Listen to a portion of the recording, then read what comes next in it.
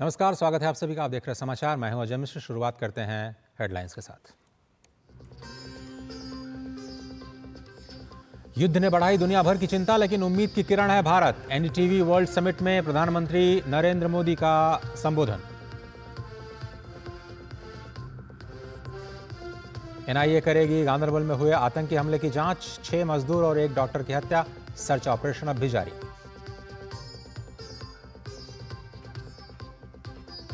Police स्मृति दिवस पर सर्वोच्च बलिदान देने वाले जवानों को गृह मंत्री अमित शाह की श्रद्धांजलि। साइबर क्राइम और आतंकवाद जैसी चुनौतियों से निपटने पर दिया जोर।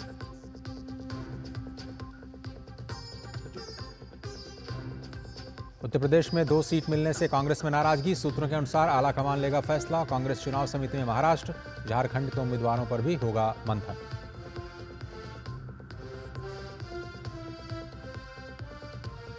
दीपिका कुमारी ने वर्ल्ड तीरंदाजी में दिखाया दम। 5वीं बार रजत पदक पर लगाया निशाना। और इस वक्त की बड़ी खबर के साथ शुरुआत करते हैं। गांदरबल में हुए आतंकी हमले की जांच अब एनआईए को सौंप दी गई है। एनआईए की टीम इस घटनास्थल पर जाएगी और इस पूरे मामले की जांच करेगी। और जम्मू कश्मीर के गांदरबल जिले में गगनगीर इलाके में हुए आतंकी हमले में 7 लोगों की दुखद मौत हो गई थी। अपने हमले में 5 लोग घायल भी हुए थे और उन घायलों का इलाज अस्पताल में चल रहा है। निर्दोष लोगों पर गोलियां चलाई आतंकियों ने और सुरक्षा बल इलाके की घेराबंदी कर तलाशी अभियान इस वक्त चला रही है। इस आतंकी हमले की जांच अब एनआईए को सौंप दी गई है। गृह मंत्री अमित शाह ने कहा है कि इस जघन्य कृत्य में शामिल लोगों को बख्शा नहीं जाएगा। आतंकियों ने गुंड इलाके में सुरंग निर्माण की साइट पर भी गोलीबारी की, जिसमें 7 मजदूरों की मौत हो गई। उपराज्यपाल मनोज सिन्हा और मुख्यमंत्री उमर अब्दुल्ला ने इसे नृशंस और कायराना हरकत बताया।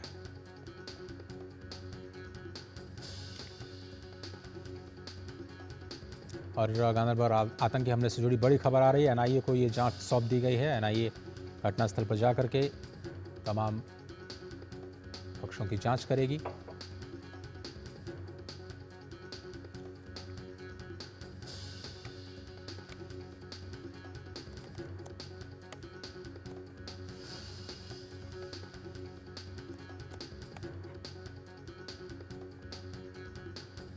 और आतंकियों पर अब सख्ती और भी बढ़ सकती है। और जम्मू कश्मीर में नई सरकार के गठन के बाद ये पहला आतंकी हमला, गांदरबल आतंकी हमला, अब एनआईए पूरी जांच करेगी। और चश्मदीदों के मुताबिक रविवार रात आतंकियों ने प्रवासी लोगों पर हमला कर दिया। इसमें एक डॉक्टर समेत 7 लोगों की मौत हो गई थी। कई सारी मीडिया रिपोर्ट्स में जिक्र किया गया है कि करीब 8:30 बजे इस घटना को अंजाम दिया गया।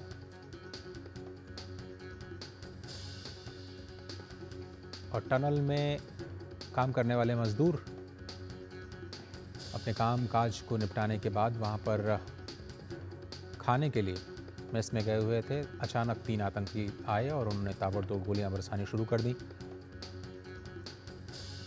और अब एनआईए इसकी जांच करेगी। गांदरबल के गगनगीर में हुई आतंकी घटना की जम्मू कश्मीर के उप मुख्यमंत्री सुरेंद्र कुमार चौधरी ने भी कड़ी निंदा की है और मृतकों के परिजनों के प्रति सहानुभूति जताई है। उन्होंने कहा इस घटना की जितनी निंदा की जाए कम है।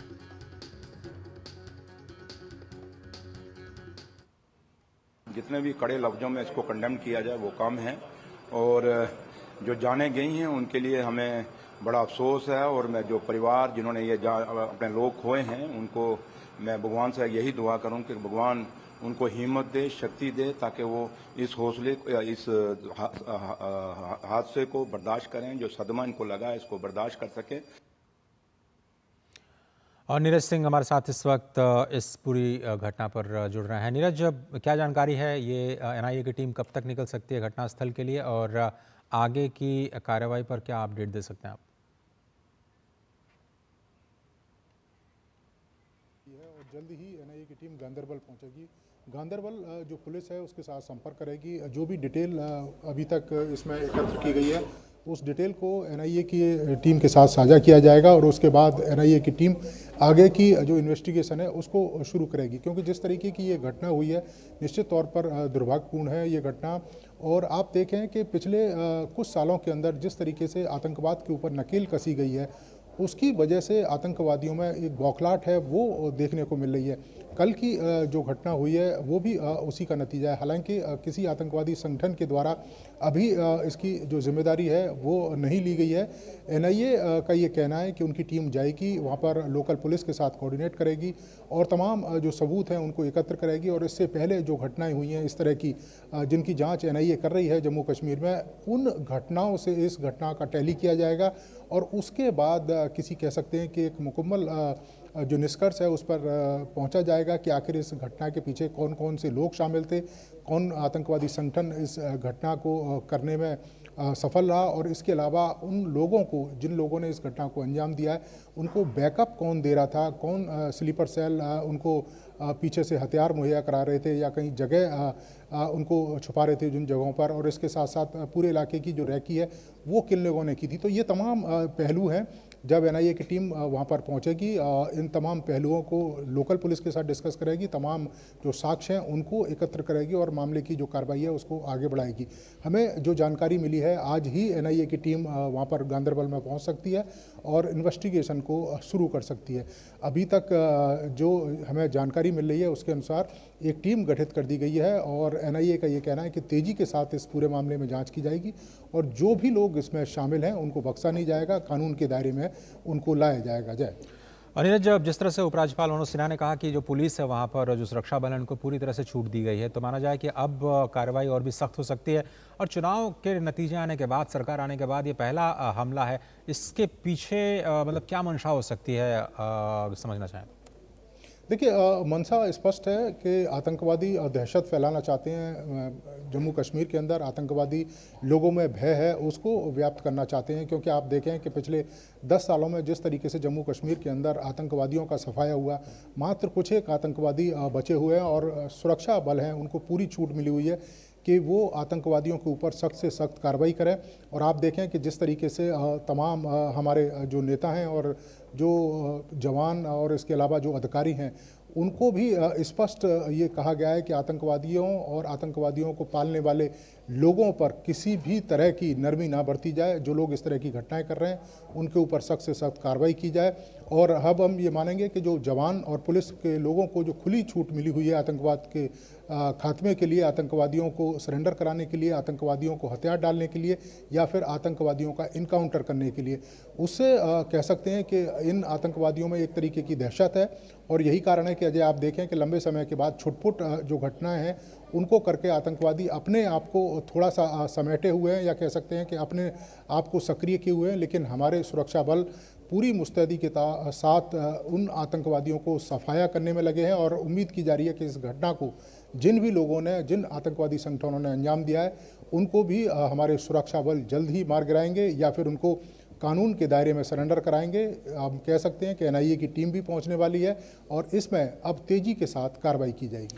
हमने सही कहा नीरज, और शायद ये हताशा ही हो सकती है आतंकवादियों की कि इस तरह के कायरानापूर्ण हरकत में शामिल हुए।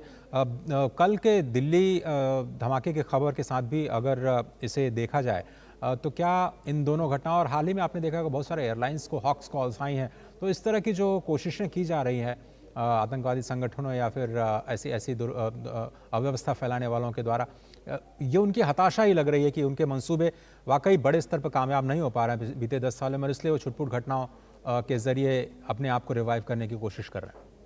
बिल्कुल हताशा है। और आप देखें कि जिस तरीके से हॉक्स कॉल आई हैं, आप देखें कि चाहे वो घरेलू उड़ानें हो या अंतर्राष्ट्रीय उड़ानें हो, तमाम सुरक्षा के जो पैमाने हैं वो मुकम्मल किए गए। जब भी हॉक्स कॉल आई उन प्लेनों को इंदिरा गांधी इंटरनेशनल एयरपोर्ट पर उतारा गया, उसकी जांच की गई और उसके बाद आप देखें कि वो अफवाह निकली।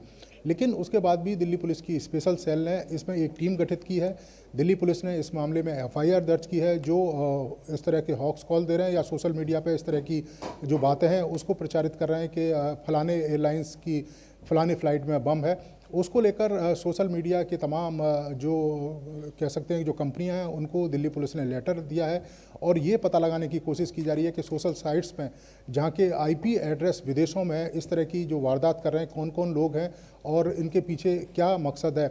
और निश्चित तौर पर देश के अंदर एक भय व्याप्त करना या कह सकते हैं कि लोगों में दहशत पैदा करना, यही इन लोगों का मकसद है और उनके लिए दिल्ली पुलिस भी लगातार सक्रिय है, कार्रवाई कर रही है।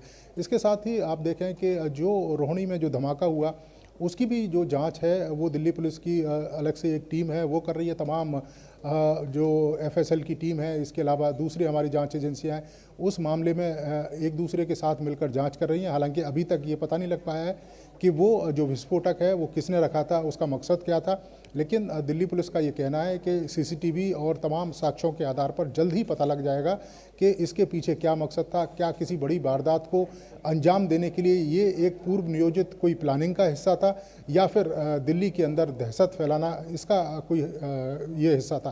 क्योंकि आने वाले समय में आपको मालूम है कि दीपावली आ रही है, बड़ी संख्या में लोग बाज़ारों में खरीदारी के लिए भी निकलते हैं, तो उस स्थिति को देखते हुए दिल्ली पुलिस पूरी तरीके से चौकस है और दिल्ली के हर संवेदनशील इलाकों पर निगाह रखे हुए है ताकि इस तरह की वारदात दोबारा ना हो पाए। नीरज, बहुत धन्यवाद तमाम अपडेट्स के लिए और इस पर आप निगाह बनाए रखिए। हम लगातार अपडेट्स के लिए आप तक आते रहेंगे। एक दो बड़ी खबर, NIA की जो टीम है आज दोपहर तक गांधरबल पहुंच सकती है और वहां पर अभी सघन तलाशी अभियान लगातार जारी है। आज पुलिस स्मृति दिवस है। इस मौके पर दिल्ली में राष्ट्रीय पुलिस स्मारक पर शहीद जवानों के विशेष श्रद्धांजलि समारोह का आयोजन किया गया, जिसमें गृह मंत्री अमित शाह शामिल हुए।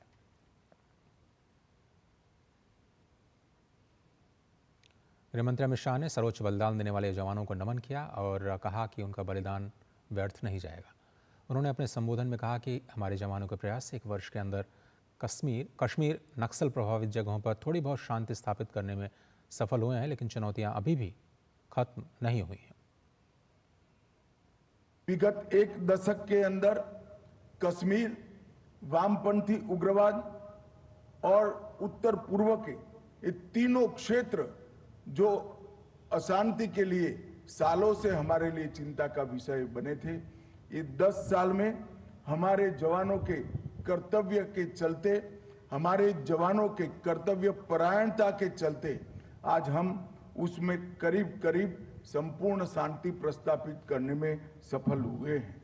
मगर आज मैं ये भी कहना चाहता हूं कि हमारी लड़ाई समाप्त नहीं। गृह मंत्री अमित शाह ने कहा कि 2047 में भारत पूर्ण विकसित देश होगा। हमारे जवान इसके लिए पूरी तरह से तैयार हैं।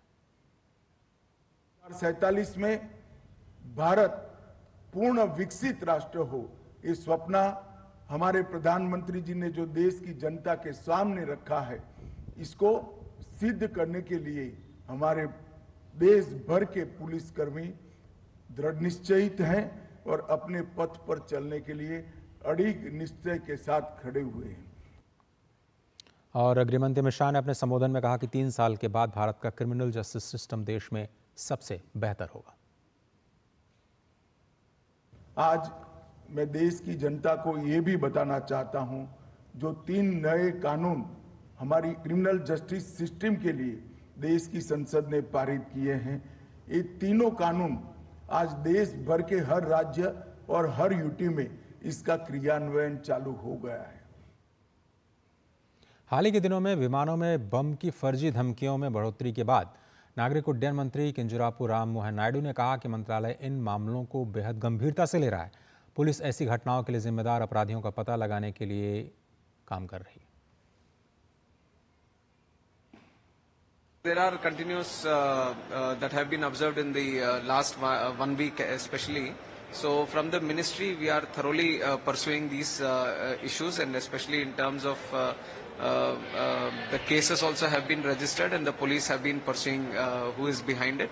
And from the ministry side we are looking at a change in legislation and also change in some rules. So we are trying to use the intelligence, IB and all the other important people who are there in this, especially Home Affairs and all. Everyone is cooperating together and we are taking it very, very seriously, and we want to ensure that these kind of incidents don't happen.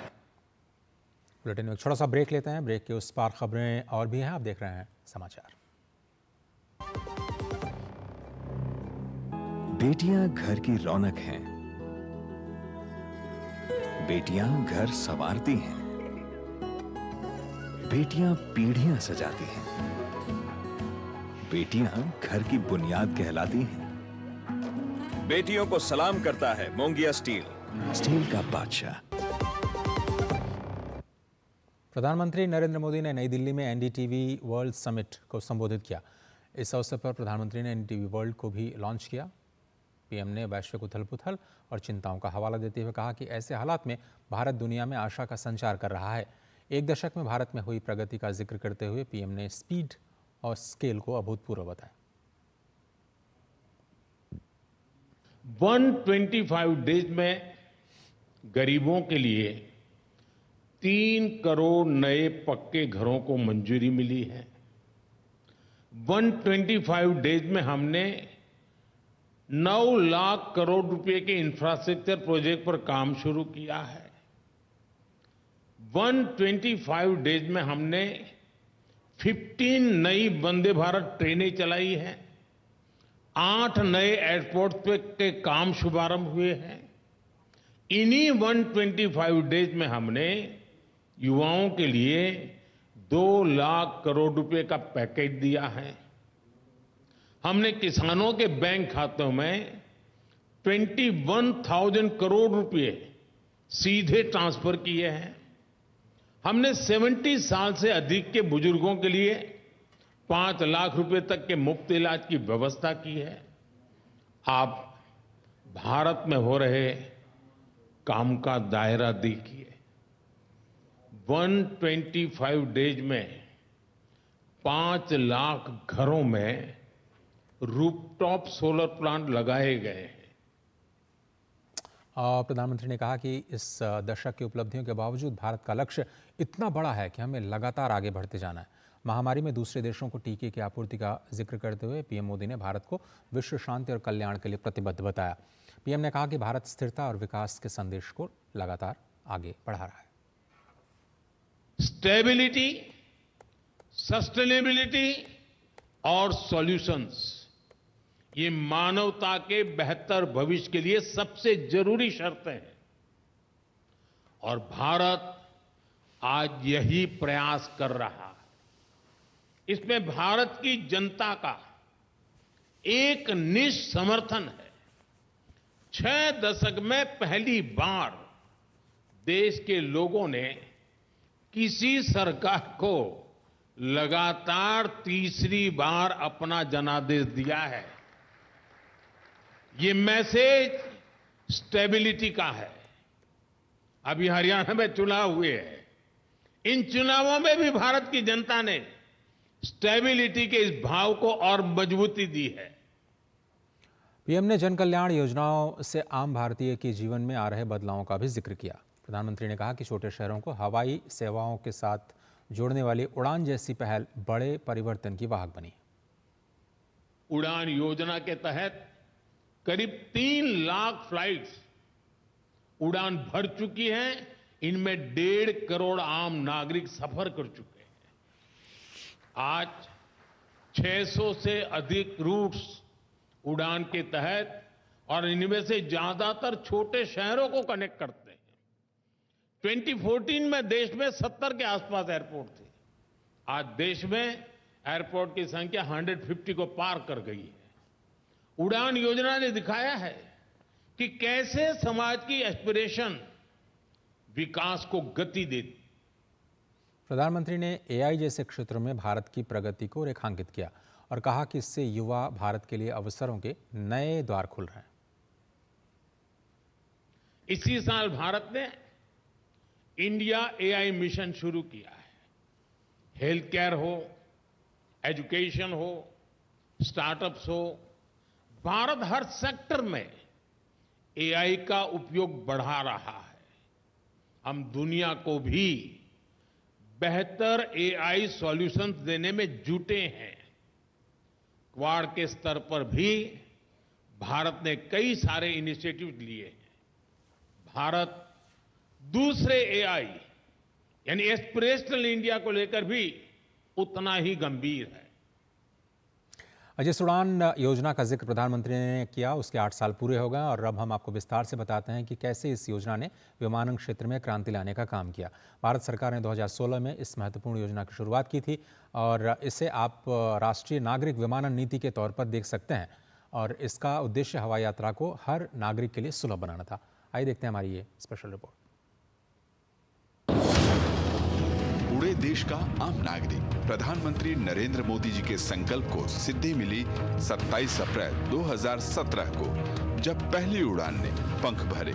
Shimla से दिल्ली को जोड़ने से शुरू हुई ये पहल उड्डयन क्षेत्र में क्रांति की शुरुआत थी। इस देश की जो सुविधाएं अमीरों को प्राप्त हैं, वो मेरे देश के गरीब को भी मिलनी चाहिए।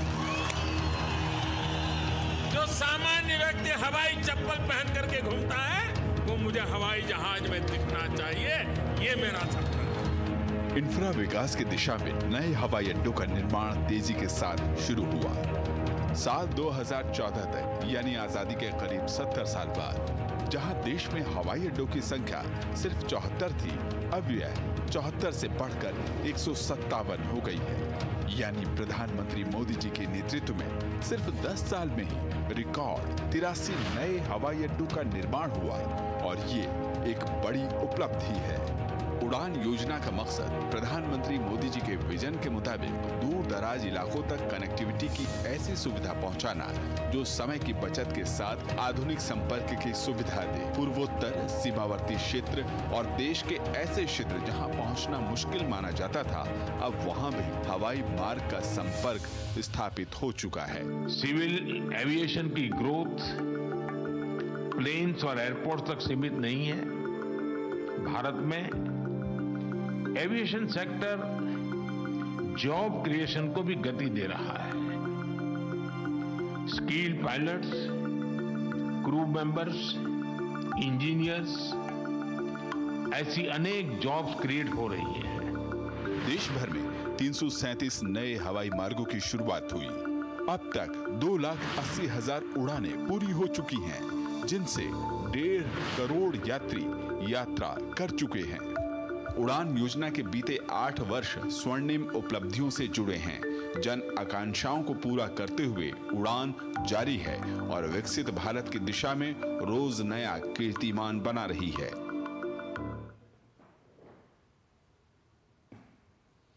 और उड़ान योजना के शानदार 8 साल पूरे हो गए हैं। बूढ़े देश का आम नागरिक योजना 21 अक्टूबर 2016 को शुरू की गई थी। पहली उड़ान 17 अप्रैल 2017 को दिल्ली से शिमला के लिए शुरू की गई।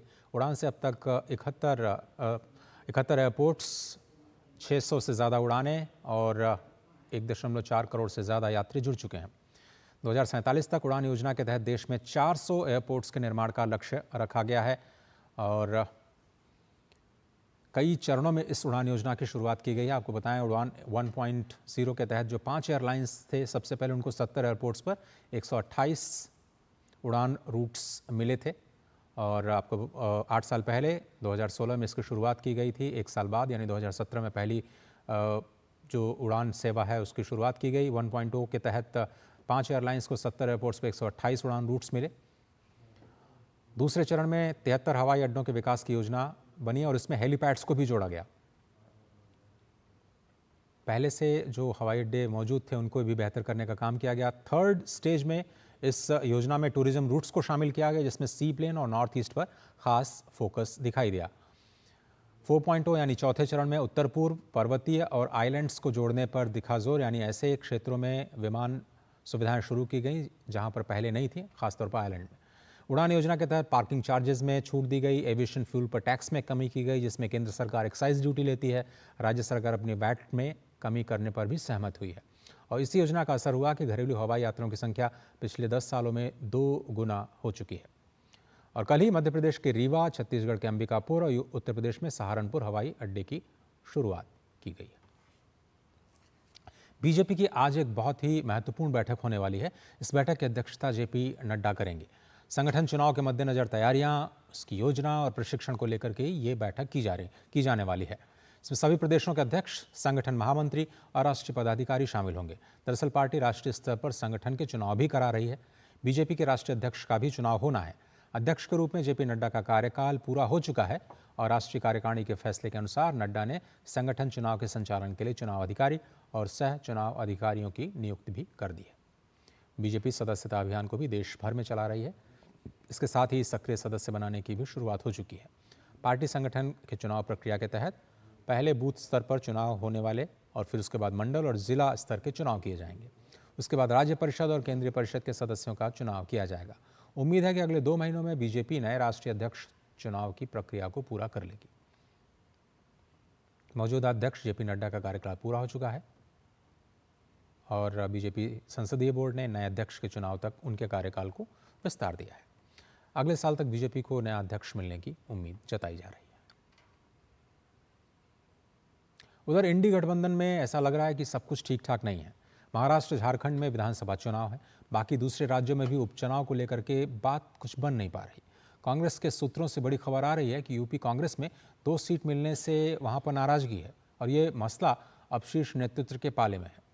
यूपी कांग्रेस ने आलाकमान से कह दिया है कि वो 2 सीटों पर तो चुनाव बिल्कुल नहीं लड़ेगी, लिहाजा समाजवादी पार्टी से ज़्यादा सीटें लेने के लिए दबाव की रणनीति अपनाई जाए। दरअसल समाजवादी पार्टी 10 में से 7 सीटों पर अपने प्रत्याशी पहले ही उतार चुकी है। गाजियाबाद, खैर और कुंदर की सीटें ही बची हैं, जबकि मिल्कीपुर में अभी चुनाव नहीं हो रहा है। आपको बता दें कि 25 अक्टूबर नामांकन की आखिरी तारीख। उधर महाराष्ट्र झारखंड विधानसभा चुनाव के लिए कांग्रेस केंद्रीय चुनाव समिति की आज नई दिल्ली में बैठक होने जा रही है। इस बैठक में दोनों राज्यों में उम्मीदवारों के नाम पर फैसला हो सकता है।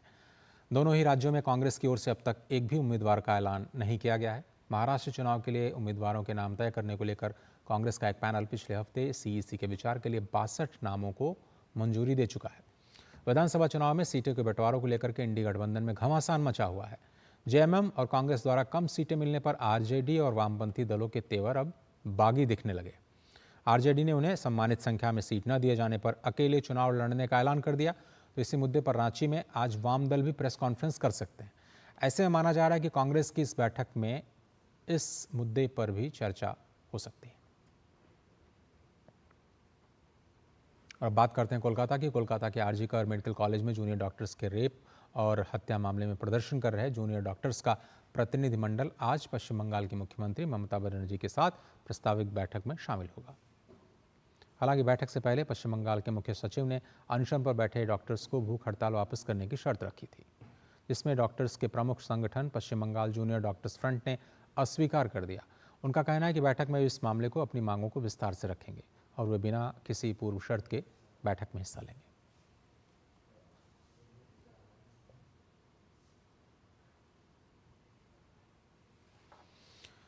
दिल्ली की बात करें तो दिल्ली में हवा जहरीली हो चुकी है और वहीं दूसरी ओर यमुना का पानी और भी प्रदूषित हो गया है। जहां देश की राजधानी भयंकर प्रदूषण की चपेट में है। दिल्ली के पंजाबी बाग, आरके पुरम, नेहरू नगर, आनंद विहार और पटपड़गंज समेत कई जगहों में AQI 300 के पार पहुंच गया। इसके साथ ही यमुना से पानी में बढ़ते झाग से लोगों में स्वास्थ्य संबंधी खतरा पैदा होने की संभावना बढ़ गई है। यमुना के विभिन्न घाटों पर दिल्ली वासी बड़ी संख्या में लोक संस्कृति का महापर्व छठ मनाने के लिए इकट्ठा होते हैं।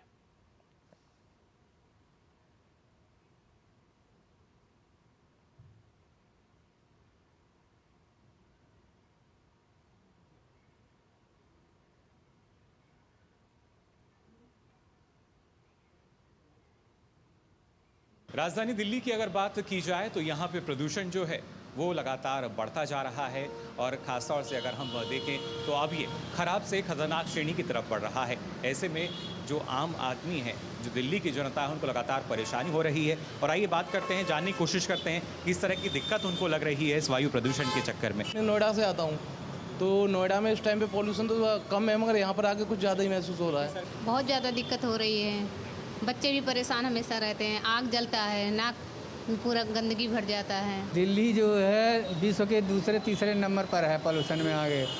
यहाँ तो ये तो रहने लायक अब शहर ही नहीं बचा, लेकिन क्या किया जाए, धंधा पानी है तो कहाँ जाएंगे। अभी देखिए कितना ट्रैफिक है, लोगों को पब्लिक जो ट्रांसपोर्ट है उसका यूज़ करना चाहिए। गाड़ी बिल्कुल आ सकती है। सरकार में कितने लोग हैं और पब्लिक कितनी है, तो हमारा इम्पैक्ट तो ज़्यादा रहेगा ना, तो हमें बदलाव लाना चाहिए। तो जाना आपने किस तरीके से राजधानी दिल्ली की जो हवा है उससे हर कोई अब परेशान हो रहा है, बेचैन हो रहा है, क्योंकि इस दिल्ली में अब दम घुटने लगा है। दिल्ली से कैमरा पर्सन जगदेव सिंह के साथ मुकुल शर्मा, डीडी न्यूज। और राजधानी दिल्ली में यमुना में बढ़ते प्रदूषण को लेकर के विपक्ष दिल्ली सरकार पर हमलावर है। भाजपा नेता हरीश खुराना ने यमुना सफाई पर खर्च हुए करोड़ों रुपए को लेकर के अब आरटीआई दाखिल की है। उन्होंने आम आदमी पार्टी को फटकार लगाते हुए कहा कि आरटीआई के जवाब के अनुसार आम आदमी पार्टी ने यमुना पर 8,500 करोड़ रुपए खर्च कर दिए, लेकिन फिर भी यमुना प्रदूषित है। उन्होंने कहा केजरीवाल सरकार ने आम आदमी की गाढ़ी कमाई खाई है। 17 से लेकर 2022 तक यानी 5 साल तक 6800 करोड़ रुपए यमुना की सफाई पर खर्च हुए और अगले 2 साल यानी कि टोटल 7 साल में 8500 करोड़ रुपया दिल्ली की जनता की गाड़ी कमाई का पैसा अरविंद केजरीवाल जी ने यमुना की सफाई पर खर्च किया। ये आरटीआई की जानकारी में आया कि जो 8500 करोड़ रुपया जो अरविंद केजरीवाल ने दिल्ली की जनता की गाड़ी कमाई का खर्च किया है यमुना को सफाई के नाम पर, वो कहां गया, किस भ्रष्टाचार के जेब में गया, भ्रष्टाचार की भेंट चढ़ा है अरविंद केजरीवाल, किसकी जेब में गया, ये अरविंद केजरीवाल को बताना पड़ेगा।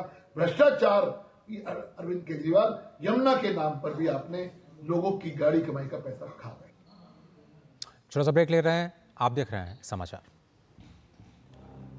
बेटियां घर की रौनक हैं। बेटियां घर संवारती हैं। बेटियां पीढ़ियां सजाती हैं। बेटियां घर की बुनियाद कहलाती हैं। बेटियों को सलाम करता है मोंगिया स्टील, स्टील का बादशाह। स्वागत है आप सभी का, आप देख रहे हैं समाचार। आगे बढ़ते हैं। प्रधानमंत्री नरेंद्र मोदी 16वें ब्रिक्स शिखर सम्मेलन में हिस्सा लेने के लिए 23 और 24 अक्टूबर की 2 दिनों की यात्रा पर रूस में रहेंगे। कजान में आयोजित इस ब्रिक्स शिखर सम्मेलन में 24 देशों के नेता और कुल 32 देशों के प्रतिनिधि मंडल शामिल हैं। अपनी रूस यात्रा के दौरान नरेंद्र मोदी समूह के सदस्य नेताओं और अन्य लोगों के साथ द्विपक्षीय बैठकें भी करेंगे। इस साल ये प्रधानमंत्री मोदी की दूसरी रूस यात्रा है। बता दें कि इस समूह में 9 सदस्यों के विस्तार के बाद ये पहला शिखर सम्मेलन है, जिसमें दक्षिण अफ्रीका में 2023 शिखर सम्मेलन में सदस्यता की पेशकश के बाद मिस्र, ईरान, इथियोपिया और संयुक्त अरब अमीरात शामिल हो रहे हैं। और 16वां ब्रिक्स सम्मेलन रूस में आयोजित हो रहा है। इस सम्मेलन में प्रधानमंत्री नरेंद्र मोदी शामिल होने के लिए रवाना होंगे। आइए सम्मेलन से पहले आपको बताते हैं कि क्या है ये ब्रिक्स संगठन, कैसे होता है इसका संचालन। रूस में हमारे संवाददाता आर्यन प्रताप सिंह की ये रिपोर्ट देखिए। वर्चस्व की भूमिका निभाई है। बीते कई दशकों में विकासशील देशों और अन्य बड़ी अर्थव्यवस्थाओं को वैश्विक मंच पर नजरअंदाज किया जाता रहा है, जिसकी वजह से भारत जैसे विकासशील देशों के हित प्रभावित होते रहे हैं। वैश्विक व्यवस्था में अपनी बात मजबूती से रखने के लिए विकासशील देश लंबे समय से अपने हक की मांग करते रहे हैं, लेकिन उनकी इस जायज मांग को नजरअंदाज किया जाता रहा है। विकासशील अर्थव्यवस्था के समूह को मजबूत मंच के द्वारा एक आकार देने का काम सबसे पहले वर्ष 2001 में ब्रिटिश अर्थशास्त्री जिम ओ नील ने किया, जिन्होंने ब्राजील, रूस, भारत और चीन की 4 उभरती अर्थव्यवस्थाओं को एक साथ आने के लिए सुझाव दिया और नया शब्द गढ़ा, ब्रिक। वर्ष 2006 में ब्रिक देशों के विदेश मंत्रियों की पहली बैठक हुई और इस समूह को औपचारिक रूप दिया गया। दिसंबर 2010 में दक्षिण अफ्रीका भी ब्रिक में शामिल हो गया, जिसके बाद ये समूह बन गया ब्रिक्स और इस समूह का नाम दिया गया BRICS। 2023 के ब्रिक्स शिखर सम्मेलन में करीब 40 देशों ने ब्रिक्स समूह में शामिल होने की इच्छा जाहिर की, जिसके बाद 6 देशों को ब्रिक्स की सदस्यता देने पर सहमति बनी। 1 जनवरी 2024 से ब्रिक्स में मिस्र, इथियोपिया, ईरान, सऊदी अरब और संयुक्त अरब अमीरात UAE को शामिल किया गया। 2023 के शिखर सम्मेलन में ही अर्जेंटीना के आवेदन पर उसे भी समूह में शामिल होने के लिए आमंत्रित किया गया था, लेकिन फिलहाल अर्जेंटीना ने घरेलू कारणों से ब्रिक्स में शामिल होने में दिलचस्पी नहीं दिखाई है। 5 नए सदस्यों के ब्रिक्स में शामिल हो जाने के बाद से ब्रिक्स विस्तारित समूह का नाम अभी तक घोषित नहीं किया गया है, जिसकी वजह से समूह के नए नाम को लेकर भी कयास लगाए जा रहे हैं। ब्रिक्स समूह अपने वार्षिक शिखर सम्मेलन में अपनी प्राथमिकताएं तय करता है और फैसले लेता है। ब्रिक्स समूह बारी बारी से एक वर्ष के लिए समूह के अध्यक्ष के रूप में काम करते हैं। ब्रिक्स समूह की महत्वता और उसके वैश्विक प्रभाव को जानने के लिए कुछ आंकड़ों पर अगर नजर डालें तो विस्तारित ब्रिक्स समूह, जिसमें कुल 10 सदस्य देश हैं, उनकी संयुक्त जनसंख्या लगभग 3.5 बिलियन है, जो विश्व की कुल जनसंख्या का 45% हिस्सा है। विस्तारित ब्रिक्स समूह की अर्थव्यवस्था 28.5 ट्रिलियन डॉलर से अधिक की है, जो वैश्विक अर्थव्यवस्था का लगभग 28% है। ईरान, सऊदी अरब और संयुक्त अरब अमीरात के शामिल हो जाने के बाद विस्तारित ब्रिक्स समूह विश्व के कुल कच्चे तेल उत्पादन का 44% हिस्सा उत्पादन करता है।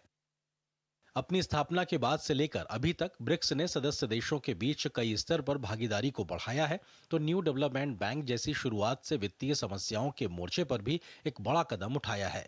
समूह के सदस्य देशों ने पर्यावरण संरक्षण, तकनीकी सहयोग, आतंकवाद के खिलाफ मिलकर लड़ाई लड़ने से लेकर साइबर सुरक्षा और सूचनाओं के आदान प्रदान पर भी सहमति जताई है। ब्रिक्स देशों ने इस मंच के माध्यम से आपसी रणनीतिक समझ बढ़ाने पर भी काम किया है। 2006 में अपनी स्थापना के बाद से ब्रिक्स समूह बीते लगभग 2 दशक में दुनिया के सबसे महत्वपूर्ण मंच के तौर पर उभर के सामने आया है। ब्रिक्स समूह न सिर्फ विकासशील देशों की एक मजबूत आवाज बना है, बल्कि ग्लोबल साउथ के देशों की उम्मीद के लिए एक नई किरण बन के उभर के सामने आया है। सभी को इंतजार है 2024 में विस्तारित ब्रिक्स समूह की बैठक में कि आखिर यहां से किन फैसलों को लिया जाता है जो न सिर्फ विकासशील देशों बल्कि ग्लोबल साउथ के देशों के हितों को संरक्षित करने के लिए दुनिया के लिए एक बड़ा संदेश लेकर आएगा। कैमरा सहयोगी आनंद कुमार के साथ मैं Aryan Pratap Singh, Kazan, Russia, DD News के लिए। और रूस इस साल 16वें ब्रिक्स शिखर सम्मेलन की मेजबानी करने को तैयार है। प्रधानमंत्री भी इस सम्मेलन में हिस्सा लेंगे। आइए आपको बताते हैं कि अपने गठन के बाद से लेकर ब्रिक्स ने अब तक क्या क्या किया है। अपने गठन के बाद से लेकर ब्रिक्स समूह ने जहां सदस्यों के बीच सहयोग पर काफी प्रगति की है, तो ऐसे कई बड़े कदम उठाए हैं जिसका फायदा अन्य विकासशील देशों की अर्थव्यवस्था को भी मिल रहा है। ब्रिक्स देशों ने 2014 में न्यू डेवलपमेंट बैंक की स्थापना की। इसका उद्देश्य ब्रिक्स देशों और अन्य विकासशील देशों में बुनियादी ढांचे और सतत विकास परियोजनाओं के लिए वित्तीय सहायता प्रदान करना है। इस बैंक के माध्यम से विकासशील देशों ने अपनी वित्तीय जरूरतों के लिए विश्व बैंक और अंतर्राष्ट्रीय मुद्रा कोष जैसी संस्थाओं पर निर्भरता कम की है। न्यू डेवलपमेंट बैंक के द्वारा सदस्य देशों के लिए एक कंटिजेंसी रिजर्व अरेंजमेंट यानी CRA भी स्थापित किया गया है, जिसका उद्देश्य ब्रिक्स देशों को आपातकालीन स्थितियों में विदेशी मुद्रा सहायता प्रदान करना है। ब्रिक्स ने हमेशा विकासशील देशों के हितों की वकालत की है, इसलिए जलवायु परिवर्तन, व्यापार संतुलन और अंतर्राष्ट्रीय संस्थानों में सुधार जैसे मुद्दों पर जोर दिया है। ब्रिक्स समूह IMF और विश्व बैंक में विकासशील देशों के लिए अधिक प्रतिनिधित्व की मांग करता रहा है। ब्रिक्स ने विज्ञान, तकनीक और नवाचार के क्षेत्र में सहयोग को प्रोत्साहित किया है। ब्रिक्स देशों के बीच संयुक्त अनुसंधान और विकास के लिए कई पहल की गई हैं, जिसमें ब्रिक्स विज्ञान और प्रौद्योगिकी नवाचार नेटवर्क शामिल है। ब्रिक्स ने अंतर्राष्ट्रीय आतंकवाद, साइबर सुरक्षा और अंतर्राष्ट्रीय शांति और सुरक्षा के मुद्दों पर भी मिलकर काम किया है। इस दिशा में ब्रिक्स आतंकवाद से निपटने के लिए आपसी सहयोग बढ़ाने पर लगातार जोर देता रहा है। ब्रिक्स देश डॉलर पर वैश्विक व्यापार में निर्भरता कम करने के लिए ब्रिक्स मुद्रा बनाने पर विचार कर रहा है और 2 सदस्य देशों के बीच स्थानीय मुद्रा में व्यापार को बढ़ावा देने पर भी काम हुआ है। पिछले साल 2023 का ब्रिक्स सम्मेलन काफी खास रहा था। 2023 के ब्रिक्स सम्मेलन के बड़े फैसलों की बात की जाए तो 15वें ब्रिक्स शिखर सम्मेलन में समूह के विस्तार का फैसला किया गया और 6 सदस्यों को शामिल करने की पहल हुई, जिनमें से 5 सदस्य इस बार ब्रिक्स में शामिल हो रहे हैं। ब्रिक्स में अर्जेंटीना, मिस्र, इथियोपिया, ईरान, सऊदी अरब और संयुक्त अरब अमीरात को शामिल करने का फैसला किया गया था। ब्रिक्स के विस्तार के पीछे सोच रही है कि ब्रिक्स को दुनिया के विभिन्न इलाकों तक विस्तारित किया जाए। 15वें ब्रिक्स सम्मेलन में बहुपक्षवाद, अंतर्राष्ट्रीय कानून और सतत विकास पर तेजी से काम करने की बात कही गई है, तो वैश्विक संस्थाओं में सुधार की वकालत पर जोर दिया गया है। पीएम मोदी के पहल पर ब्रिक्स देशों के बीच एक अंतरिक्ष अन्वेषण संघ के गठन का सुझाव दिया गया, जिस पर सहमति बनती नजर आई है। ब्रिक्स के मंच पर महामारी, जलवायु परिवर्तन, आतंकवाद, साइबर सुरक्षा, ऊर्जा सुरक्षा, व्यापार और निवेश पर सहयोग को आगे बढ़ाने पर सहमति बनी है, तो स्वास्थ्य में साझा शोध पर भी जोर दिया गया है। ब्रिक्स देशों ने कनेक्टिविटी बढ़ाकर परिवहन और लॉजिस्टिक्स पर खासा फोकस किया ताकि सप्लाई चेन को निर्बाध रखा जा सके। अपने 15वें शिखर सम्मेलन तक ब्रिक्स कई बड़े पड़ाव हासिल कर चुका है, तो ऐसा आधार तैयार किया गया है जिसके द्वारा भविष्य में बड़े परिवर्तन लाए जा सके। अब विस्तारित ब्रिक्स समूह इस बार जिन बड़े फैसलों को लेगा, उससे भविष्य में विकासशील देशों और ग्लोबल साउथ के देशों के हित को संरक्षित करने में ज्यादा मदद मिलेगी। तेजी से बदलती भू राजनीतिक व्यवस्था में ब्रिक्स समूह की अहमियत और ज्यादा बढ़ गई है। दुनिया में 2 बड़े संघर्ष चल रहे हैं, जिसकी छाया में इस बार का ब्रिक्स सम्मेलन हो रहा है और इसीलिए शायद ब्रिक्स सम्मेलन की थीम रखी गई है वैश्विक विकास और सुरक्षा के लिए बहुपक्षवाद को मजबूत करना। सभी सदस्य देशों की कोशिश होगी कि आपसी हितों को संरक्षित करते हुए वैश्विक भलाई के लिए कैसे आगे बढ़ा जाए। तो दुनिया भर की भी नजरें लगी होंगी कि आखिर ब्रिक्स का विस्तारित समूह जो पहली बार इस बैठक को आयोजित कर रहा है, क्या संदेश देता है दुनिया की बेहतरी को लेकर। कैमरा सहयोगी आनंद कुमार के साथ मैं Arind Pratap Singh, DD News, Kazan, Russia. और रूस में कजान में भारतीय कला संस्कृति केंद्र के निदेशक इश्तियाक अहमद से खास बातचीत की हमारे संवाददाता आरिंद प्रताप सिंह ने। इश्तियाक अहमद ने बताया कि कैसे भारतीय कला संस्कृति केंद्र रूस में भारतीय संस्कृति को बढ़ावा दे रही है। मैं इस वक्त कजान में मौजूद हूं, जहां पर ब्रिक्स समिट हो रही है और मेरे साथ मौजूद हैं इश्तियाक अहमद जी, जो कि कजान में इंडियन कल्चर सेंटर के डायरेक्टर हैं। सर, बहुत स्वागत है दूरदर्शन न्यूज़ पे वक्त देने के लिए।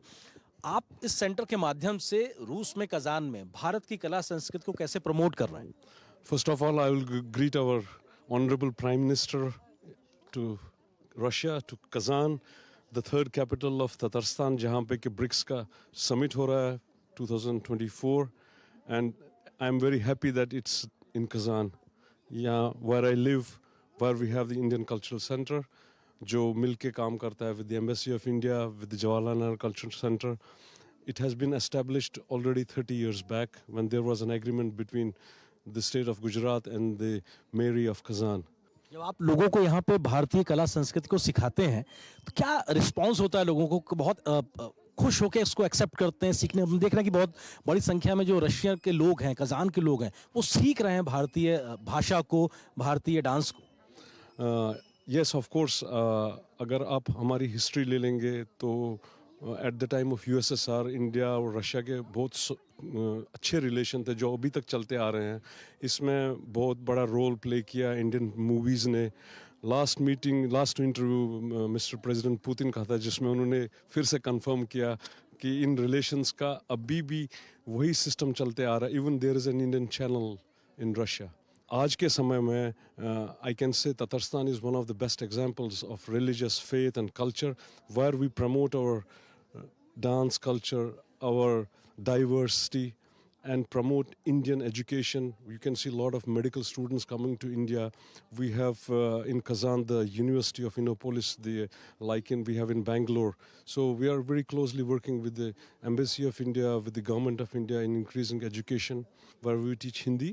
We get professors from the Jawaharlal Nehru University, from the Delhi University, who give classes in Hindi, and it has become now a tradition.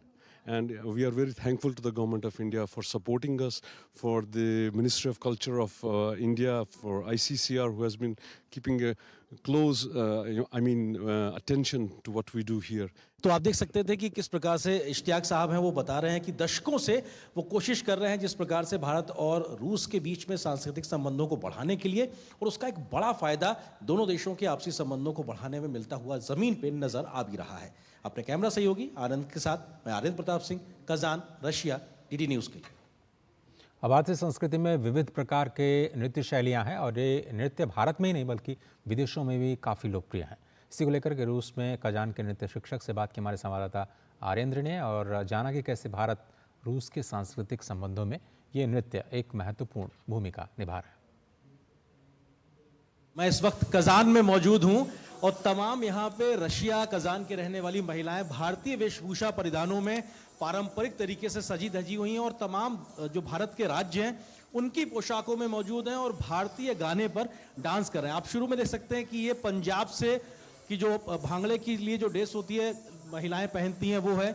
आप उधर पीछे उस तरफ देख सकते हैं तो वहाँ पर वो कथक जो कि उत्तर प्रदेश से एक तरीके से नृत्य है वहाँ की मौजूदगी को दिखाता है। उसके बाद में आप राजस्थान का जो रंगीलो रंग है उसकी महक देख सकते हैं। इसके अलावा उड़ीसा से जो डांस होता है उनके ट्रेडिशनल लुक में लोग मौजूद हैं। इसके अलावा आंध्र प्रदेश से भगवान गजानन के लिए जिस प्रकार का नृत्य होता है तो उसके लिए जो पारंपरिक वेशभूषाएं हैं उसमें सजी धजी हुई ये रशियन महिलाएं कितना पसंद करते हैं यहाँ के लोग। हम लोग बचपन से भारतीय फिल्म और भारतीय नाच बहुत पसंद थे, इसलिए भारतीय नाच सीखना चाहते थे। भारत और रूस के जो संबंध हैं उसमें इस प्रकार का जो कल्चरल रिलेशन है एक बहुत इंपॉर्टेंट रोल प्ले करता है और कैसे मजबूत करता है इस संबंधों, क्योंकि हमने देखा है कि कल्चरल रिलेशन बहुत ज़्यादा बॉन्डिंग क्रिएट करते हैं people to people. Yes, that kinds of relations very important, and frankly speaking, our people in Russia likes Indian culture very much. आप हिंदी टीचर भी हैं यहाँ पे, आप रशिया में हिंदी भी पढ़ाती हैं लोगों को। आपने हिंदी सीखने का आपको क्यों खुशी हुई और क्यों आपने मन बनाया, और जब आप रशिया में हिंदी सिखाती हैं तो लोग कैसा रिस्पॉन्स करते हैं? मैं बचपन से हिंदी फिल्म बहुत पसंद थी, इसलिए समझना चाहती थी, इसलिए सीखना शुरू की। यहाँ पे लोग बहुत interested to learn Hindi. Bharat के प्रधानमंत्री नरेंद्र मोदी जी रशिया आ रहे हैं, कजान आ रहे हैं, आप उनके बारे में जानते हैं, आप उनको वेलकम करना चाहेंगे, क्या कहना चाहेंगे? स्वागतम, रूस से स्वागतम। दशकों से जो आपसी संबंधों का एक सबसे बड़ा आधार है लोगों के बीच संपर्क का, वो हमारी यही कला संस्कृति है, जिसको जोड़कर सहेज के रखा है तमाम उन रशियंस लोगों ने, जिनकी वजह से आज सुदूर हजारों किलोमीटर के दूर भी भारत की परंपराएं जीवित नजर आती हैं, इस प्रकार के तमाम लोगों के प्रयासों के साथ में। अपने कैमरा सहयोगी आनंद कुमार के साथ मैं आर्यन प्रताप सिंह, कजान, रूस, डीडी न्यूज के लिए। भारतीय संस्कृति में खान पान का भी विशेष महत्व है और इसी को लेकर के रूस में जो कजान है वहाँ के निवासियों से हमारे संवाददाता आर्यन प्रताप सिंह ने बात की। आज दुनिया के वैश्विक मंच पर भारतीय अपनी मजबूत धाक जमाते नजर आ रहे हैं। इसी प्रकार से भारतीय खान पान की मौजूदगी भी दुनिया के कोने कोने में देखी जा सकती है। इस वक्त हम मौजूद हैं रूस के शहर कजान में, जहां पर ब्रिक्स समिट हो रही है और यहां पर भी हमको भारतीय खान पान और व्यंजन के जो चाहने वाले हैं वो मिल गए, क्योंकि इसके जायका का स्वाद इतना ज़्यादा है कि हर जगह इसको चाहने वाले मिल ही जाते हैं। आप देख सकते हैं कि भारत और रूस का झंडा यहाँ मौजूद है। यहाँ पर तमाम वो मैगजीन्स मौजूद हैं जो भारत और रूस की दोस्ती को बयां करती हैं। इसके अलावा आप देख सकते हैं कि भगवान की मौजूदगी है, गणेश जी यहाँ पे नज़र आ रहे हैं और गणेश जी के साथ साथ यहाँ जो तमाम लोग हैं वो भारतीय थाली खाते हुए नज़र आ रहे हैं। इस रेस्टोरेंट को चलाने वाले राजपाल सिंह नेगी जी हमारे साथ में मौजूद हैं, उनसे हम बात करते हैं। राज जी, स्वागत है दूरदर्शन न्यूज़ पे। हमको ये बताइए कि ओस्त्रो स्पाइस क्यों पसंद करते हैं तमाम रशियन लोग यहाँ? जब भी भारत का जिक्र आता है तो मेरे ख्याल से कल्चरली जो है सबसे पहले लोग जो है अटैच्ड होते हैं खाने के साथ में। तो भारत का इस मतलब मसालों का जो उत्पाद है और शुरुआती मसालों की भारत से मानी जाती है, तो सबसे पहले दिमाग में मोस्टली लोगों के ही आता है कि हाँ, भारतीय खाना मतलब मसालेदार खाने। कल्चरल टाइज के लिए या कहा जाए सांस्कृतिक रिलेशन में ये खान पान का कितना महत्व है और कितना आपको अपना लगता है, कितनी बड़ी संख्या में लोग आते हैं हर हमेशा यहाँ पे, या कहा जाए एक वीक में या एक पूरे महीने में कितनी बड़ी संख्या में लोग आते हैं? नहीं, जो पहला आपका सवाल था कि क्या उसका महत्व है कल, तो महत्व ऐसा है कि अगर कोई आदमी किसी देश को जाता है और उसको खाना ही पसंद नहीं आएगा तो मुझे नहीं लगता दोबारा कभी वहाँ जाएगा वो क्योंकि वो कहीं ना कहीं एक दिमाग में इंसान के होता है, तो वो बड़ा महत्व रखता है। दूसरी बात यह है कि यहाँ पे लोग जो हैं भरपूर आते हैं। मेरे पास जो भी लोग आते हैं यहाँ पर 90 से 99% जो है वो लोकल लोग होते हैं, रशियन लोग। You like Indian food? Why you like Indian food? What? It's really spicy. Like spicy food. What do you want to say? I think it's very interesting cousin. I think it's very spicy, but I think it's makes it's fully cool. दो देशों के बीच के जुड़ाव में खान पान भी कितना एक बड़ा रोल अदा करता है। तमाम रशिया के लोग जो भारत गए, उन्होंने वहाँ का जब खान पान खाया तो उसके बाद अब वो रशिया में आकर भारत के इस खान पान को ढूंढते नजर आते हैं। यही वो जुड़ाव है जो भारत और रूस के दशकों पुराने संबंधों को और गहरा करता नजर आता है। अपने कैमरा सहयोगी आनंद कुमार के साथ मैं Aryan Pratap Singh, Kazan, DD News के लिए। और क्या आप सभ्यताओं और संस्कृतियों की झलक के माध्यम से गहन साहसिक यात्रा पर जाना चाहेंगे? यदि हाँ, तो रियाद में बुलेवार्ड वर्ल्ड एक ऐसा ही आकर्षण है। रियाद से डीडी इंडिया की मुनमुन भट्टाचार्य की ये रिपोर्ट देखिए। सांस्कृतिक और मनोरंजक अनुभवों से भरपूर रियाद के बुलेवार्ड वर्ल्ड में आपका स्वागत है। नवंबर 2022 में उद्घाटन के बाद से लेकर अब तक रियाद सीजन का एक वार्षिक उत्सव बन चुका है। ऐसे में अगर आप घूमने के शौकीन हैं तो आपको रियाद सीजन में ज़रूर जाना चाहिए। दरअसल रियाद सीजन के तहत बुलेवार्ड वर्ल्ड विविध सभ्यताओं की यात्रा है। यह रियाद का एक लोकप्रिय पर्यटन स्थल भी है। इस वर्ष बुलेवार्ड वर्ल्ड में कई नए देश शामिल हो रहे हैं, जिनमें सऊदी अरब, अफ्रीका, कौरशेवेल, ईरान और तुर्की शामिल हैं। बुलेवार्ड वर्ल्ड रियाद सीजन का हिस्सा है और इसकी शुरुआत इस महीने की 13 अक्टूबर से हो चुकी है। दुनिया की सबसे बड़ी कृत्रिम झील लैगून झील का रोमांच हो या फिर मैक्सिको में एनचिलाडास का आनंद, मिस्र में पिरामिडों का अवलोकन हो या वेनिस में गोंडोला की सवारी या फिर फ्रांस के एफिल टावर का लुत्फ, और यह सब सऊदी अरब की राजधानी रियाद के बुलेवार्ड वर्ल्ड में लोगों के मनोरंजन के लिए मौजूद है। यह भारत, संयुक्त राज्य अमेरिका, फ्रांस, इटली, चीन, Spain, Japan, Mexico, Greece, Morocco, UK, मिस्र, थाईलैंड, सऊदी अरब, अफ्रीका, तुर्की के अनुभवों की एक ज्वलंत टेपेस्ट्री पेश करता है। इस सीजन के भारत कंट्री जोन में ताजमहल जैसी पुनर्निर्मित प्रतिकृतियां दिखाई देंगी। साथ ही भारत और अन्य जगहों से विक्रेता कई सामग्रियों के संग यहां पहुंचे हैं। This all goods from India, from Delhi. All these goods it's make by hand with the high quality of cubic zircon. Also the base it's cubic. It's the metal. It's mixed copper of silver. ये हमारी jewellery है जिसमें real GeM stone भी है और American diamond jewellery भी है। इसमें कुछ चोकर सेट मिलेंगे आपको, रानी हार मिलेंगे और कुछ रियल पर्ल्स के सेट्स मिलेंगे आपको। ये अपनी ओन मैन्युफैक्चरिंग वाला काम है हमारा। बुलेवार्ड वर्ल्ड में दुनिया के देशों की सैर के अलावा कई रोमांचक गेम भी लोगों को आकर्षित कर रहे हैं। इसलिए यदि आपने कभी ऐसी दुनिया में जाने का सपना देखा है जहां उत्साह, संस्कृति और मनोरंजन सभी एक में मिल जाते हैं, तो रियाद सीजन के तहत बुलेवार्ड वर्ल्ड आपके सपने को हकीकत में बदल सकता है। कैमरामैन प्रमोद नेगी के साथ Munmun Bhattacharya, DD news, Riyadh. शिक्षा मंत्री धर्मेंद्र प्रधान ने हाल ही में सिंगापुर के सेमकॉर्प इंडस्ट्रीज के समूह अध्यक्ष और सीईओ किम विन वोंग के साथ बैठक की है। इसकी जानकारी एक्स पर साझा करते हुए उन्होंने लिखा, किम विन वोंग से मिलकर के खुशी हुई और हमने ऊर्जा की उभरती दुनिया के बारे में गहन बातचीत की। विशेष रूप से ऊर्जा न्याय को आगे बढ़ाने और स्थिरता लक्ष्यों को आगे बढ़ाने के लिए 21वीं सदी की स्वच्छ और हरित ऊर्जा प्रणालियों का निर्माण करने और नए युग की प्रौद्योगिकियों का लाभ उठाने के लिए।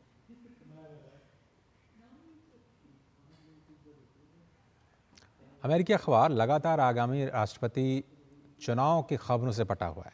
आज के न्यूयॉर्क टाइम्स पर नज़र डालें तो इसमें डोनाल्ड ट्रंप और आप्रवासियों के मुद्दे पर प्रमुखता से खबर को लिया गया। इसमें लिखा गया कि पूर्व अमेरिकी राष्ट्रपति लगातार अवैध अप्रवासियों के मुद्दों को प्रमुख मुद्दा बताने में जुटे।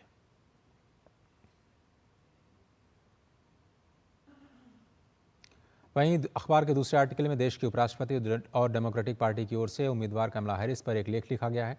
इस लेख में लिखा गया है कि कमला हैरिस को वो करना होगा जो क्लिंटन नहीं कर पाए। इस लेख में खास तौर पर स्विंग स्टेट पेंसिल्वेनिया के लिए हो रही लड़ाई को हाईलाइट किया गया है। न्यूयॉर्क टाइम्स का एक पूरा लेख देश में हो रहे मध्यावधि चुनाव पर केंद्रित है। लेख में न्यूयॉर्क उपनगरों में स्विंग जिलों में हो रही कड़ी प्रतिस्पर्धा का जिक्र है।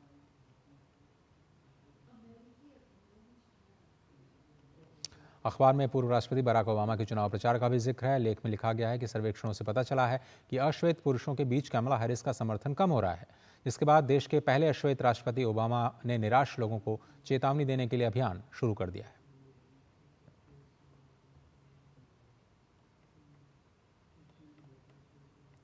वहीं अखबार में छपे एक कार्टून में न्यूयॉर्क के मेयर एरिक एडम्स को पूर्व राष्ट्रपति ट्रंप के साथ दिखाया गया। दोनों नेताओं को हाल ही में सार्वजनिक पद पर रहते हुए गलत काम करने के आरोपों के कारण अदालत का सामना करना पड़ा है। यहां एडम्स फंड जुटाने वाले डिनर में ट्रंप के हालिया व्यंग पर टिप्पणी करते दिख रहे हैं। और भारतीय महिला तीरंदाज दीपिका कुमारी ने मैक्सिको में आयोजित तीरंदाजी विश्व कप फाइनल में रजत पदक हासिल किया है। फाइनल मुकाबले में दीपिका का सामना चीन की ली जियामन से था, जहां दीपिका को हार का सामना करना पड़ा। दीपिका सीधे सेटों में उनको ये पराजय मिली और ये 5वीं बार है जब दीपिका कुमार तीरंदाजी विश्व कप में उपविजेता रही हैं। इसका मतलब कि दीपिका ने 5 बार रजत पदक जीते हैं और एक बार भी कांस्य नहीं जीता।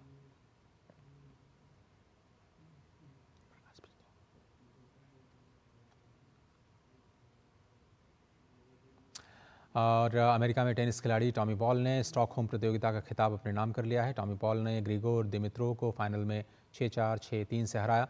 टॉमी पॉल के करियर में ये दूसरी बार है जब उन्होंने स्टॉकहोम प्रतियोगिता का खिताब जीता।